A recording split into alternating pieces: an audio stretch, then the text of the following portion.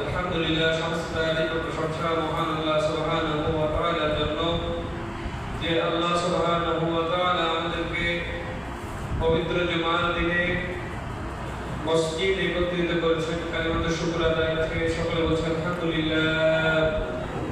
দরুদ ও সালাম বর্ষিত হোক সর্বকালের সর্বযুগের সর্বশ্রেষ্ঠ মহামানব জনাব মুহাম্মদুর রাসূলুল্লাহ সাল্লাল্লাহু আলাইহি ওয়াসাল্লামের প্রতি।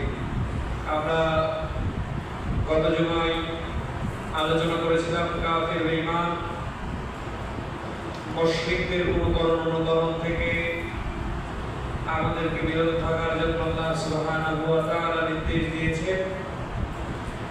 বিধর্মীদের রীতিনীতি কালচারের বাইরে যে আল্লাহ সুবহানাহু ওয়া তাআলা আমাদেরকে কিছু দায়িত্ব এবং কর্তব্য দান করেছেন। আমাদেরকে যে সকল দায়িত্ব এবং কর্তব্য আল্লাহ সুবহানাহু ওয়া তাআলা দান করেছেন, তার মধ্য থেকে গুরুত্বপূর্ণ একটি দায়িত্ব এবং কর্তব্য হলো সালাত বা নামাজ। এই নামাজের অত্যন্ত গুরুত্ব আল্লাহ সুবহানাহু ওয়া তাআলা পবিত্র কোরআনুল কারীমে প্রায় 82 থেকে 83 জায়গায় বর্ণনা করেছেন এবং হাদিসের মধ্যে নবী সাল্লাল্লাহু আলাইহি ওয়াসাল্লাম অসংখ্য জায়গায় এই নামাজের গুরুত্ব, ফজিলত, নামাজ না পড়ার শাস্তি নবীজি হাদিসের মাধ্যমে আমাদেরকে জানিয়ে দিয়েছেন। আমরা কোরআন এবং হাদিসের আলোকে নামাজের গুরুত্ব এবং ফজিলত সম্পর্কে আলোচনা করার চেষ্টা করব। আল্লাহ সুবহানাহু ওয়া তাআলা পবিত্র কোরআনুল কারীমে অসংখ্য জায়গায় মানুষদেরকে নামাজ আদায়ে উৎসাহিত করেছেন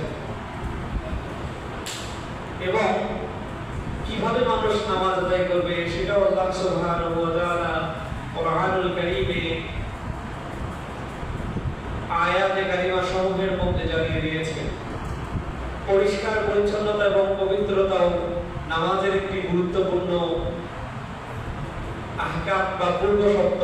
এটাও আল্লাহ সুবহানাহু ওয়া তাআলা পবিত্র কোরআনুল কারীমে বর্ণনা করেছেন। আল্লাহ বলেন, ইয়া আইয়ুহাল্লাযীনা আমানু ইযা কুনতুম ইলাস সালাতি ফাগসিলু wuduhakum ওয়া আইদিয়াকুম ইলাল মারাফিক ওয়ামসাহু বিরুসিকুম ওয়া আরজুলাকুম ইলাল কাবাইন ওয়া ইন কুনতুম মারদান আও আলা সাফারিন আও যাহাদুম মিনকুম মিনাল গায়ব আও লামাসতুমুন নিসাআ ফালাম তাজিদু মা'আন fatayammamu sa'idan famsahu biwuduhakum wa aydiyakum ilal marafiq innallaha kana afuwan ghafura। রব্বুল আলামিন পবিত্র কোরআনুল কারীমের মধ্যে মানুষদেরকে লক্ষ্য করে জানিয়ে দেন, ইয়া আইয়ুহাল্লাযীনা আমানু, ও হে ঈমানদারেরা, ও হে বিশ্বাসীরা, যারা আমি আল্লাহকে রব বলে স্বীকার করেছো, যারা আমার নবী মুহাম্মদ সাল্লাল্লাহু আলাইহি ওয়াসাল্লামকে রাসূল বলে স্বীকার করেছো, যারা লক্ষাধিক পয়গম্বরকে নবী রাসূল বলে স্বীকার করেছো, আমার ফেরেশতা কিয়ামত, কবর, হাসর, মিজান, ফুলসিরাত, জান্নাত, জাহান্নাম সমূহকে মনে প্রাণে বিশ্বাস করে নিজেদেরকে মুমিন, ঈমানদার, মুত্তাকি, মুসলমান দাবি করো, আমি তোমাদেরকে দাওয়াত দিয়ে বলছি, ইয়া আইয়ুহাল্লাযীনা আমানু, যারা ঈমান এনেছো, আমার সঙ্গে চুক্তিবদ্ধ হয়েছো, ইযা কুনতুম ইলাস সালাত, যখন তোমরা নামাজের জন্য একত্রিত হও, যখন তোমরা নামাজের ইচ্ছা করো, তখন তোমরা ফাগসিলু, তার পূর্বে ধৌত করো, বিওযুহাকুম, তোমাদের মুখমণ্ডল, ওয়া আইদিয়াকুম ইলাল মারাফিক, তোমাদের হাতগুলো কোনই পর্যন্ত ধৌত করো, তোমাদের উভয় হাত কোনই পর্যন্ত ধৌত করো, ওয়ামসাহু, এবং মাসহ করো, বিরুসিকুম, তোমাদের মাথা, ওয়া আরজুলাকুম ইলাল কাবাইন, এবং তোমাদের পা দুটি, ওয়া আরজুলাকুম, তোমাদের পা দুটি, ইলাল কাবাইন, টাকনো সহ টাকনো পর্যন্ত তোমরা ধৌত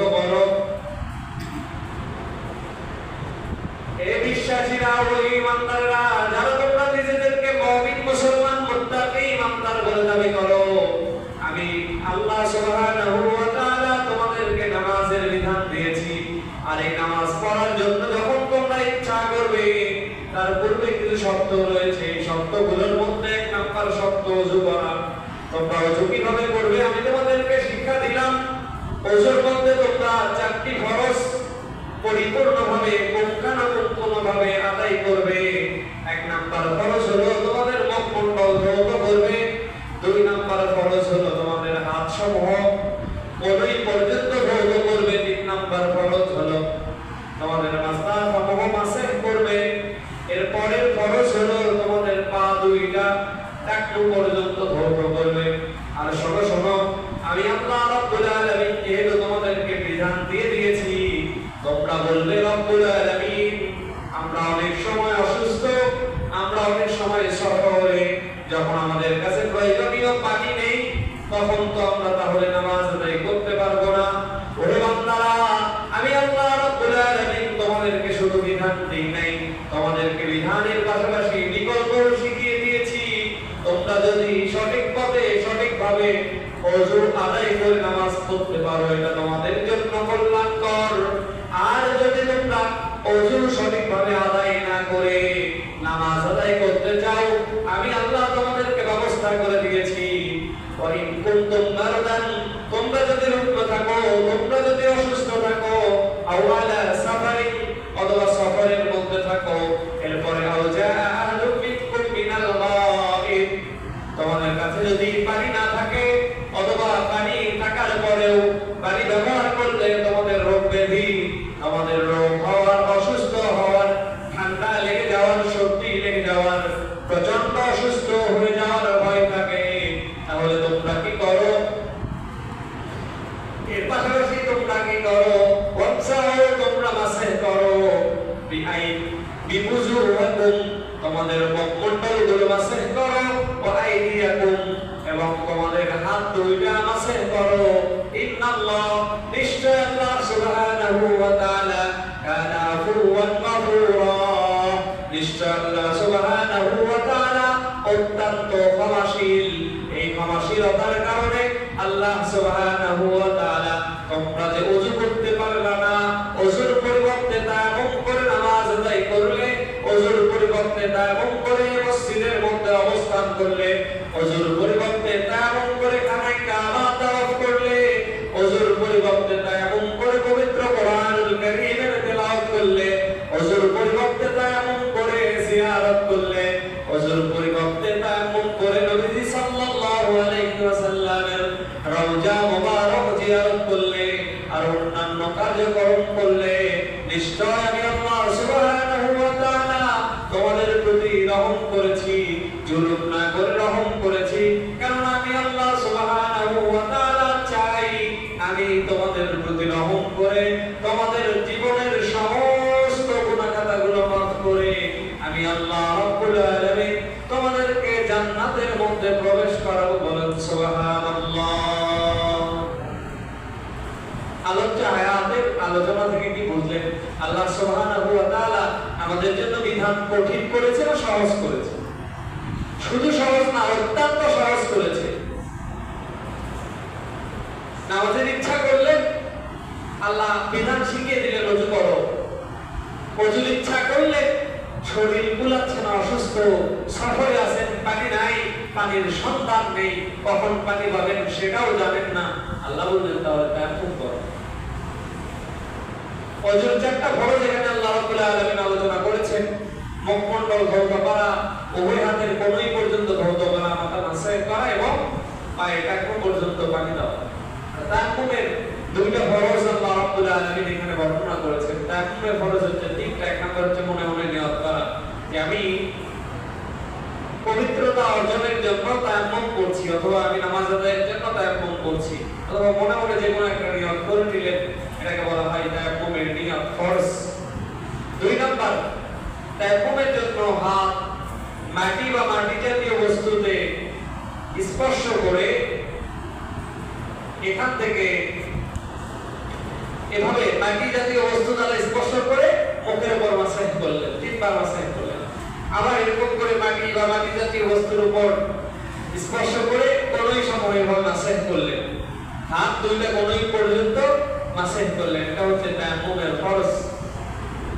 অনেক অসুস্থতার কারণে, সফরের কারণে পানি না পাওয়া গেলে এরকম করে তায়াম্মুম করে ওযু দিয়ে যে সমস্ত কাজ করা যায় তায়াম্মুম দিয়েও সে সমস্ত কাজ করা যায়। আল্লাহ বিধান সহজ করে দিয়েছেন।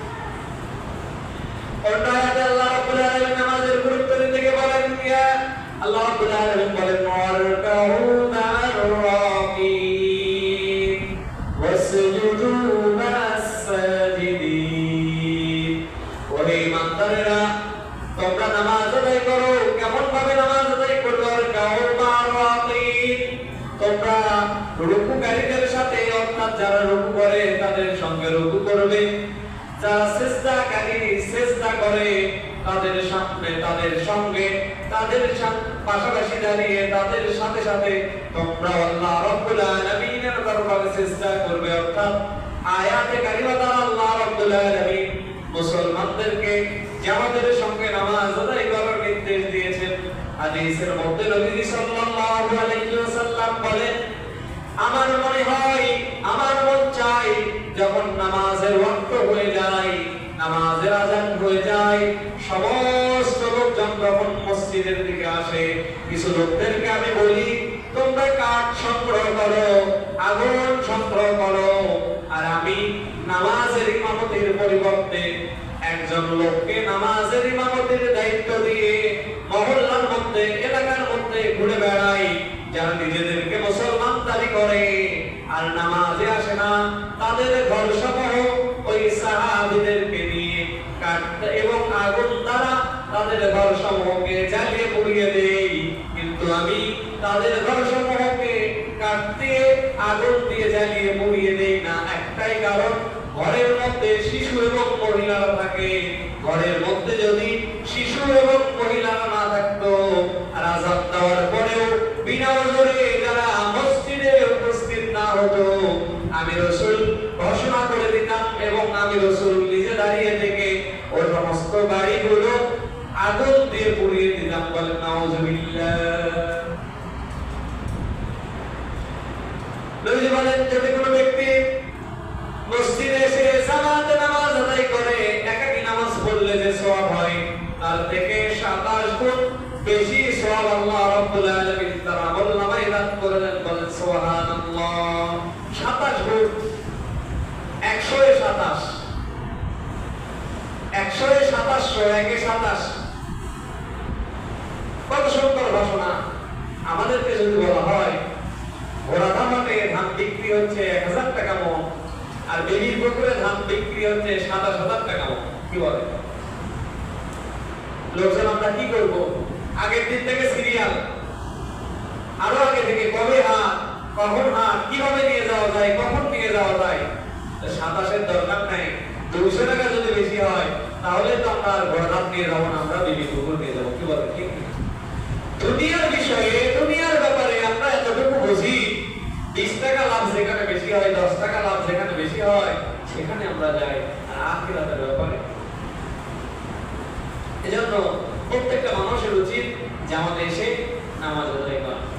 নবী হাদিস শরীফের মধ্যে বলেন, যদি কোনো ব্যক্তি বাড়ি থেকে ওযু করে মসজিদের দিকে অগ্রসর হয়, নামাজের জন্য মসজিদের দিকে অগ্রসর হয়, তাহলে আল্লাহ সুবহানাহু ওয়া তাআলা প্রতি কদমের বিনিময়ে আরেকটি করে গুনাহ মাফ করে দেন এবং একটি করে নেকি লিখে দেন। অন্য হাদিসের মধ্যে নবীজি বলেন, যে ব্যক্তি মসজিদে যাওয়ার জন্য, যে ব্যক্তি নামাজে যাওয়ার জন্য, যে ব্যক্তি আল্লাহ রাব্বুল আলামিনের রাস্তায় যাওয়ার জন্য নিজের কদম মোবারক, নিজের পা মোবারক রাস্তার দিকে অগ্রসর করে, প্রত্যেকটা পায়ের বিনিময়ে, প্রত্যেকটা কদমের বিনিময়ে 1 বছর নফল ইবাদতের সওয়াব আল্লাহ তাআলা আমলনামায় লিখে রাখেন। বলেন সুবহানাল্লাহ। সহিহ মুসলিমের হাদিসের মধ্যে নবী সাল্লাল্লাহু আলাইহি ওয়াসাল্লাম বলেন, যে পা, যে হাত আল্লাহর রাস্তায় ধুলাবালি লাগে, আল্লাহর রাস্তায় চলতে গিয়ে যে পায়ের মধ্যে ধুলাবালি লাগে, ওই পা, ওই হাত, ওই শরীর কখনো জাহান্নাম স্পর্শ করবে না, জাহান্নামের আগুন কখনো পাকে পোড়াতে পারবে না। অর্থাৎ আপনি নামাজের মধ্যে আসার সময়, জামাতে আসার সময়, মসজিদে আসার সময় আপনার পায়ে যদি ধুলাবালি, ময়লা, কাদা, পানি, বিভিন্ন কিছু লেগে যায়, এটার বিনিময়ে কিয়ামতের দিনে মুসিবতের সময় আল্লাহ রাব্বুল আলামিন আপনাকে জাহান্নাম এবং জাহান্নামের আগুন থেকে বাঁচায় নেবেন। বলেন সুবহানাল্লাহ। হাদিসের মধ্যে আরো নবী বলেন, যে ব্যক্তি নামাজ আদায় করে না, বাইনাল আবদি ওয়াল কুফরি তারকুস সালাহ, আল্লাহর বান্দা শিরক কুফর কাফের এবং আল্লাহর বান্দার মধ্যে একমাত্র পার্থক্য হচ্ছে নামাজ। যে ব্যক্তি নামাজ পড়ে না সে দিন থেকে কাফেরদের মতো বেরিয়ে যায়। বলেন নাউজুবিল্লাহ। হাদিসের মধ্যে এসেছে আল্লাহ রাসূল বলেছেন, যে ব্যক্তি 5 ওয়াক্ত নামাজ মসজিদে এসে জামাতের সঙ্গে আদায় করে, আল্লাহ রাব্বুল আলামিন কমপক্ষে তাকে 5টি পুরস্কার দেন। নাম্বার 1, আল্লাহ রাব্বুল আলামিন পবিত্র কোরআনুল কারীমের 12 নম্বর পারার প্রথম পৃষ্ঠার প্রথম লাইনের প্রথম আয়াতে আল্লাহ বলেন, ওয়া মা মিন দাব্বাতিন ফিল আরদি ইল্লা আলাল্লাহি রিজকুহা। যে ব্যক্তি মসজিদে এসে জামাতের সঙ্গে 5 ওয়াক্ত নামাজ আদায় করবে, আল্লাহ সুবহানাহু ওয়া তাআলা তার রিজিকের পেশানি, তার রিজিকের অভাব, তার রিজিক থেকে সমস্ত পেশানি দূর করে তাকে আল্লাহ রাব্বুল আলামিন সম্মানিত রিজিক, বরকত সম্পূর্ণ রিজিক দান করবেন। বলেন সুবহানাল্লাহ। আল্লাহ রাব্বুল আলামিনের রাসূল বলেন, যে ব্যক্তি 5 ওয়াক্ত নামাজ জামাতের সঙ্গে আদায় করে, তার 2 নাম্বার পুরস্কার হলো সে ব্যক্তি যখন দুনিয়া ছেড়ে চলে যাবে তখন ঈমান নিয়ে মুসলমান অবস্থায়, ঈমান নিয়ে কবরের পথযাত্রী হবে। 3 নম্বরে নামাজি ব্যক্তি যখন, যে ব্যক্তি 5 ওয়াক্ত নামাজ পড়ে আল্লাহ সুবহানাহু ওয়া তাআলা তার সমস্ত গুনাহ খাতা মাফ করে দিবেন। আল্লাহ বলেন, ওয়া ইয়াগফির লাকুম যুনুবাকুম ওয়াল্লাহু গফুরুর রহিম। যে ব্যক্তি 5 ওয়াক্ত নামাজ জামাতের সঙ্গে আদায় করবে, আল্লাহ সুবহানাহু ওয়া তাআলা তার দুনিয়ার সমস্ত গুনাহ খাতা মাফ করে দেবেন। 4 নম্বরে নামাজি ব্যক্তি যখন ইন্তেকাল করবে, তার কবরের আযাব, কবরের ফিতনা হবে, কবরের সমস্ত আযাব থেকে আল্লাহ রাব্বুল আলামিন তাকে মাফ করে দিবেন। আর নামাজি ব্যক্তির 5 নম্বর পুরস্কার, কিয়ামতের দিনে মুসিবতের সময় আল্লাহ রাব্বুল আলামিন ওই ব্যক্তির, নামাজি ব্যক্তির ডান হাতে আমলনামা দিয়ে নবীজির সুপারিশ নসিব করে বিনা হিসাবে তাকে জান্নাতুল ফেরদাউস দান করে দিবেন। বলেন সুবহানাল্লাহ। হাদিসের মধ্যে নবীজি বলেন, নামাজি ব্যক্তির উদাহরণ হলো এই ব্যক্তির মতো, যে ব্যক্তি বাড়ি থেকে তার কর্মস্থল পর্যন্ত যাতায়াত করে, কর্মস্থলে কাজ করার ফলে তার শরীরের মধ্যে যে ময়লা, যে ঘাম, যে দুর্গন্ধ বের হয়, এখান থেকে তার বাড়ি যেতে যদি 5টা নহর থাকে, 5টা নদী থাকে, 5টা পুকুর থাকে, 5টা জলাশয় থাকে, না কাজ শেষ করার পরে বাড়িতে যাওয়ার সময় ওই ব্যক্তিটা যদি বাড়িতে যাওয়ার পূর্বে এই 5টা নহরে, 5টা নদীর মধ্যে গোসল করে সে ব্যক্তি যখন বাড়ির মধ্যে প্রবেশ করবে, তার শরীরের মধ্যে যেমন কোনো ময়লা, ধুলাবালি, দুর্গন্ধ, ঘাম থাকতে পারে না, অনুরূপভাবে যে ব্যক্তি 5 ওয়াক্ত নামাজ আদায় করবে, ওই ব্যক্তির জিন্দেগীর মধ্যে আল্লাহ রাব্বুল আলামিনের ওই বান্দার মধ্যে এমন ওই ব্যক্তির মতো যে 5 বার গোসল করে কাজ শেষ করে বাড়ি ফিরেছে, তার শরীরে যেমন কোনো ময়লা, দুর্গন্ধ, ঘাম থাকতে পারে না, নামাজি ব্যক্তির অন্তরের মধ্যে, নামাজি ব্যক্তির আমলনামার মধ্যে এরকম কোনো গুনাহ থাকতে পারে না। বলেন সুবহানাল্লাহ। আল্লাহ রাব্বুল আলামিন কোরআনুল কারীমের মধ্যে বলেন, ইন্নাস সালাতা তানহা আনিল ফাহশাই ওয়াল মুনকার। ইন্নাস সালাত, নিশ্চয় নামাজ, তানহা আনিল ফাহশাই ওয়াল মুনকার, মানুষদের যাবতীয় গুনাহ খাতা, যাবতীয় অপকর্ম, যাবতীয় খারাপ কাজ থেকে মানুষদেরকে বিরত রাখে। কিন্তু আমাদের অবস্থা কি? আমাদের নামাজগুলো, আমরা নামাজও পড়ি, আবার চুরিও করি, আমরা নামাজও পড়ি, আবার ঘুষও খাই, আমরা নামাজও পড়ি, আবার মিথ্যা কথাও বলি। তার মানে হলো নবীজি যেভাবে নামাজ পড়তে বলেছেন সেভাবে আমাদের নামাজ হয় না। নবীজি যেভাবে পবিত্রতা অর্জন করে নামাজ আদায় করতে বলেছেন সেভাবে আমরা করতে পারি না। নবীজি হাদিসের মধ্যে বলেন, সাল্লু কামা রাআইতুমুনি উসাল্লি, নামাজ পড়ো সেভাবে যেভাবে আমি নবী মুহাম্মদ সাল্লাল্লাহু আলাইহি ওয়াসাল্লামকে নামাজ পড়তে দেখেছো, এইভাবে তোমরা নামাজ পড়ো। আল্লাহ রাব্বুল আলামিন কোরআনুল কারীমের মধ্যে বলেন, হাফিজু আলাস সালাওয়াতি ওয়াস সালাতিল মুসতা ওয়া কুমু লিল্লাহি কানিতিন। হাফিজু, হেফাজত করো, আলাস সালাওয়াতি, নামাজের হেফাজত করো। শুধু নামাজ পড়লে হবে না, রুকু কিভাবে করছি নবীজি কিভাবে করেছেন, সিজদা কিভাবে করছি নবীজি কিভাবে করেছেন, রুকু থেকে দাঁড়িয়ে সোজাভাবে দাঁড়াচ্ছি নাকি দাঁড়ানো শেষ না হতেই আবার সিজদাতে যাচ্ছি, দুই সিজদার মাঝে ভালোভাবে বসছি কিনা, সিজদায় যে তাসবিহগুলো ঠিকভাবে আদায় করছি কিনা, তাশাহুদ ঠিকভাবে পড়ছি কিনা, রুকু সিজদাগুলো সঠিকভাবে আদায় করছি কিনা, এটাকে বলা হয় নামাজের হেফাজত। আল্লাহ বলেন, হাফিজু আলাস সালাওয়াত, তোমরা নামাজ সমূহের হেফাজত করো, বিশেষ করে সালাতুল উসতা, তোমাদের মধ্যবর্তী নামাজ বা আসরের নামাজের হেফাজত বেশি বেশি করে করো। কারণ আসরের নামাজের সময় এমন সময় যখন মানুষের কাজের খুব প্রেসার থাকে, মানুষের কাজের খুব চাপ থাকে, যারা বাজার করতে যায় বাজারের খুব চাপ থাকে, যে কোনো কাজই করেন না কেন আসরের সময় ওই কাজের চাপ, ওই কাজের চাহিদাটা খুব বেড়ে যায়। এ কারণে আল্লাহ বলছেন, তোমরা সব নামাজের হেফাজত করো, বিশেষ করে আসরের নামাজের হেফাজতটা তোমরা আরো বেশি বেশি করে করো। আর কি করো? কুমু লিল্লাহি কানিতিন। আর নামাজ যখন দাঁড়াবা তখন রাজা বাদশা এদের মতো না দাঁড়ায়, বিনীত হয়ে, নম্র হয়ে, ভদ্র হয়ে আল্লাহ রাব্বুল আলামিনের সামনে দাঁড়িয়ে যাও। সুতরাং আসুন, আমরা মুসলমান, আমরা যখন ঈমান এনেছি, আমাদের প্রথম দায়িত্ব, আমাদের প্রথম কাজ হচ্ছে নামাজ আদায় করা। 5 ওয়াক্ত নামাজ অন্তত মসজিদে এসে জামাতের সঙ্গে আদায় করা। আমরা যারা নামাজ আদায় করি না, আমরা নিজেরা চেষ্টা করি, নিয়ত করি মসজিদে আসার, নামাজ আদায় করার। আর যারা নামাজ আদায় করি বিভিন্ন কারণে, বিভিন্ন অজুহাত থেকে জামাতের সঙ্গে বা মসজিদে আসার চেষ্টা করি না বা আসতে চাই না, আমরা চেষ্টা করি মসজিদে আসার। আল্লাহ সুবহানাহু ওয়া তাআলা আমাদের প্রত্যেককে নামাজি এবং জামাতের সঙ্গে নামাজি হওয়ার তৌফিক দান করুন। সকলে বলে আল্লাহুম্মা আমিন।